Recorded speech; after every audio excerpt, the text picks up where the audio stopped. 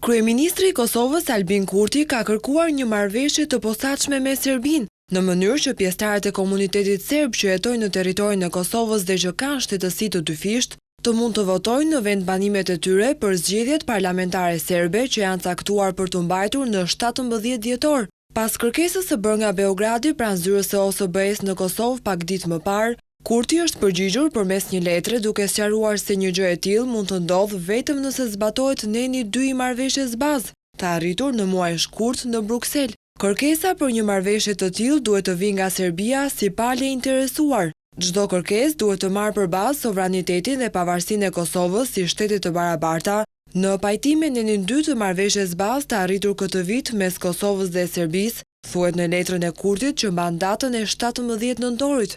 Sipas Radio Evropa e Lirë, Kurti ka theksuar më tej se vetëm duke pasur marrëdhënie të mira ndërfshinjësore dhe të drejta të barabarta, një marrëveshje e tillë mund të arrihet mes 2 vendeve. Sipas një praktike që daton nga viti 2017, serbët në Kosovë kanë marrë pjesë në zgjedhjet serbe dhe votat janë grumbulluar nga OSBE. Më pas ato vota janë numëruar në Rashkë dhe Vranj, 2 qytete kufitare të Serbisë. Por nga viti 2020 një gjë e tillë nuk u lejua nga qeveria e Kosovës, që kërkoi nga Serbia të bëjë fillimisht një kërkesë për të marrë më pas miratimin për organizimin e votimeve.